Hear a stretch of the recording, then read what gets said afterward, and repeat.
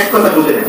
তো যাই হোক, যেটি বলতেছিলাম, আলোচনা শেষ, সময় শেষ হওয়ার কারণে তিনটা প্রস্তাব: সীমান্তে যে কাফিরদের সাথে যুদ্ধ করি, আমরা শাহাদাত হয়ে যাই। আর একটা হচ্ছে সরাসরি ইয়াজিদের কাছে গিয়ে আমরা বোঝাপড়া করি, আমরা তার সঙ্গে মত বিনিময় করি।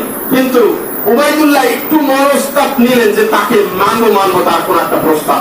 তো সীমার এসে, আমরা যে নামগুলো জানি, সীমার এসে বললো, তুমি এই হুসাইনকে হাতে পেয়ে ছেড়ে দেবে, তোমার পদোন্নতি কমে যাবে। তুমি যদি তাকে হত্যা করতে পারো, তোমার পদোন্নতি এসআই থেকে ওসি, ওসি থেকে এসপি, এসপি থেকে ডিসি ইত্যাদি ইত্যাদি, তোমার পদোন্নতি বেড়ে যাবে।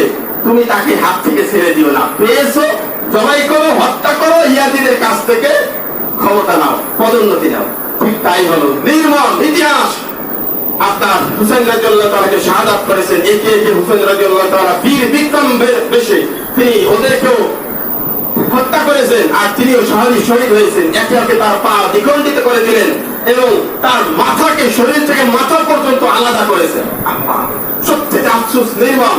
শুধু তাই নয়, এই মন্ড নিয়ে ইয়াজিদের কাছে নিলেন। ইয়াজিদ লাঠি দিয়ে ঠোঁটের উপরে আঘাত করেন, আঘাত করে বলেন, ক্ষমতা নিতে এসেছো। তখন বয়োজ্যেষ্ঠ সাহাবী চিৎকার মেরে কেটে দিলেন। কতটুকু সহ্য করা যায়?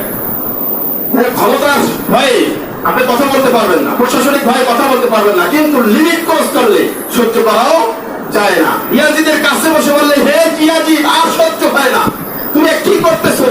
আমি এই নিজে হুজুরে পাক সাল্লাল্লাহু আলাইহি সাল্লামের ঠোঁট এই ঠোঁটে লাগতে দেখেছি, চুমু খেতে দেখেছি, আর তুমি কি করতেছো? ইয়াজিদ আর এই সমস্ত বেয়াদবি করবে, আমি নিজে হুজুর সাল্লাল্লাহু আলাইহি সাল্লামকে এই ঠোঁটের উপরে চুমু খেতে দেখেছি, অনেকবার, অসংখ্যবার, আর তুমি সেই লাঠিতে আঘাত করতেছো।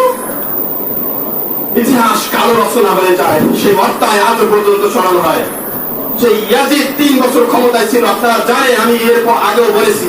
ইয়াজিদ সেই ক্ষমতা থাকার জন্য মহিলারা সেই মক্কাতুল মুকাররমায় গিয়ে, যে ওখানে পবিত্র নগরী, যেখানে কুরআন বালাদুল আমিন বলে পবিত্র নগরী বলে ঘোষণা দিয়েছেন, সেখানে সেফটা থাকার জন্য চলে গিয়েছেন। ইয়াজিদ বলেছে, কিসের ওখানে সেফ থাকে, ওখান থেকে টেনে বের করো। ওখান থেকে তাদেরকে ধর্ষণ করা হয়েছে, হাজার হাজার ধর্ষণ সন্তান জন্ম হয়েছে ওই সময়টায়। 3 বছরে ইতিহাসের সবচেয়ে কালো পাতা তিনি ধারণ করেছেন।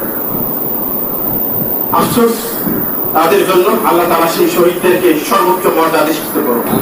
আমাদের কেউ সঠিক বুঝ দান করুন, আমাদের মেধা সুবুদ্ধি দ্বারা ধোলাই করে দিই। ইয়াজিদের কথা আজকে বলতেছি চিৎকার করে এবং ধিক্কার দিতেছি। আর হুসাইন রাদিয়াল্লাহু তাআলা